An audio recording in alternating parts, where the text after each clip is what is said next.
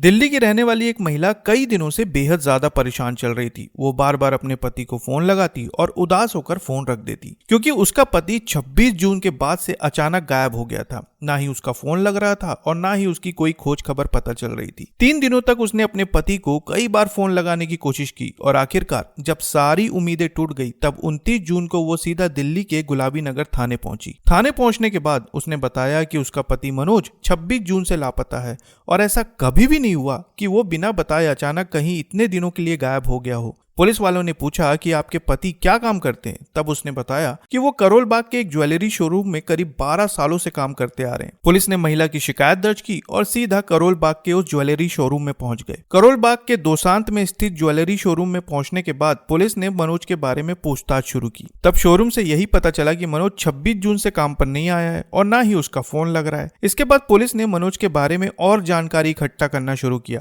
तब बातों बातों में उन्हें शोरूम से ये पता चला कि इस शोरूम में काम करते करते उसे बड़ी जिम्मेदारी सौंप दी गई थी। वो करीब 12 सालों से इस ज्वेलरी शोरूम में काम कर रहा था और मालिक को उस पर पूरा भरोसा था, इसलिए उसे करीब 70 से 80 किलो सोने के ज्वेलरी के स्टॉक की जिम्मेदारी दे दी गई थी। अब जैसे ही पुलिस को इस बात का पता चला उन्हें कुछ शक हुआ। उन्होंने शोरूम के मालिक से कहा कि आप एक काम कीजिए, आप अभी तत्काल ऑडिट करवाइए और पता कीजिए कि आपका स्टॉक बराबर है या नहीं। अब शोरूम के मालिक ने ऑडिट करवाया और तब जाकर पता चला कि जितने सोने की ज्वेलरी के स्टॉक की जिम्मेदारी मनोज को दी गई थी उसमें से 3980 ग्राम यानी कि करीब 4 किलो सोना गायब था। और ये बात सुनते ही सभी के होश उड़ गए। इस 4 किलो सोने की कीमत करीब 4 करोड़ रुपए थी। इसके बाद पुलिस ने 3 जुलाई को मनोज के खिलाफ केस दर्ज किया और उसकी तलाश में जुट गई। लेकिन मनोज पूरी प्लानिंग के साथ इस घटना को अंजाम दे चुका था। लेकिन पुलिस भी कहां हार मानने वाली थी। उन्होंने मनोज की तलाश में यूपी, कर्नाटक और तमिलनाडु में बड़े पैमाने में सर्च ऑपरेशन चलवाया, लेकिन उसका कहीं पर भी कुछ भी पता नहीं चला।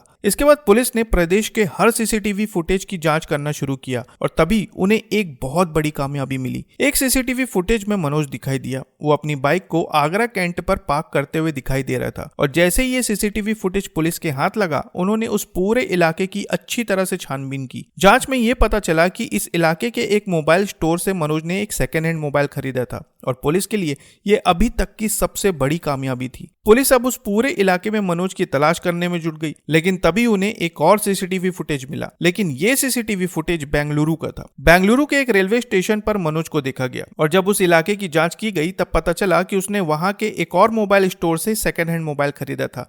यानी कि बात सीधी थी कि मनोज आगरा से भागकर बेंगलुरु पहुंच चुका था और उसके पास अब 2 सेकेंड हैंड मोबाइल थे। पुलिस ने अब अपनी जांच को और रफ्तार से बढ़ाया और मनोज को ढूंढने के लिए पूरे 17 दिनों तक सर्च ऑपरेशन चलाया गया। आखिरकार 20 जुलाई को पुलिस को यह खबर मिली कि मनोज ऊटी के एक होटल में मौजूद है। फिर पुलिस ने बिना मौका गंवाए तत्काल उस होटल में दबिश दी और मनोज को हिरासत में ले लिया। हिरासत में लेने के बाद जब उसकी तलाशी हुई तब उसके पास से 100 ग्राम सोना, 2,30,000 रुपए और वही दोनों सेकेंड हैंड मोबाइल बरामद हुए। लेकिन सबसे बड़ा सवाल यह था कि आखिर मनोज ने जिस दुकान में 12 सालों तक काम किया, जिस मालिक ने उस पर पूरा भरोसा करके उसे बड़ी से बड़ी जिम्मेदारी दी, आखिर उसने अपने मालिक को इस तरह धोखा क्यों दिया। हिरासत में लेने के बाद पुलिस ने मनोज से पूछताछ शुरू की और धीरे धीरे उसने सच उगलना शुरू कर दिया। मीडिया खबरों के अनुसार उसने बताया कि करीब 2011 से उसे ऑनलाइन बैटिंग एप्स पर पैसा लगाने की लत लग चुकी थी और 2020 में जब लॉकडाउन लगा तब उसकी ये लत और भी ज्यादा बढ़ गई। अब होता ये था कि कभी वो इस जुए में ज्यादा पैसे हार जाता तो कभी अच्छी खासी रकम जीत लेता था, लेकिन अब जुए में पैसा लगाने के लिए उसे और ज्यादा पैसों की जरूरत थी। इसलिए उसने धीरे धीरे शोरूम में सोने की चोरी करना शुरू कर दिया। बाद में उसने कबूल किया कि उसने अब तक करीब 4 किलो सोना चुराया है। लेकिन इतना ही नहीं, चोरी करने के बाद जो पैसे उसे मिले थे उसने उसे ऑनलाइन सट्टे में लगाया और करीब 20 लाख रुपए जीत लिए थे। लेकिन सवाल यह था कि आखिर इतनी बड़ी चोरी करने के बाद भी वो अब तक कैसे पकड़ा नहीं गया। तब उसने बताया कि वो हमेशा एंटिक ज्वेलरी चुराता था क्योंकि इस तरह की ज्वेलरी की ऑडिटिंग बहुत कम होती है और मालिक को पता ही नहीं चलता कि उसका एक कीमती जेवरात चोरी हो चुका है।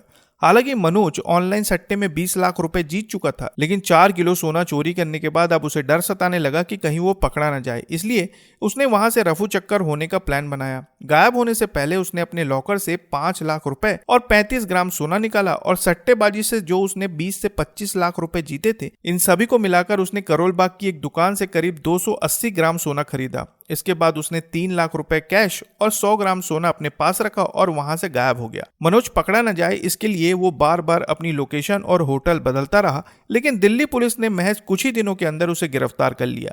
इस पूरी घटना में सबसे ज्यादा हैरान करने वाली बात यह है कि मनोज ने अपने 12 साल की ईमानदारी को एक झटके में ही तबाह कर दिया। उसने वो विश्वास भी तोड़ दिया जो उसके मालिक ने उस पर किया था। इस पूरे मामले पर आप क्या कहना चाहते हैं कमेंट में जरूर बताएं और नई खबरों के लिए चैनल को सब्सक्राइब करना ना भूलें। फिर मिलते हैं एक नई खबर के साथ, तब तक के लिए आपका बहुत बहुत धन्यवाद।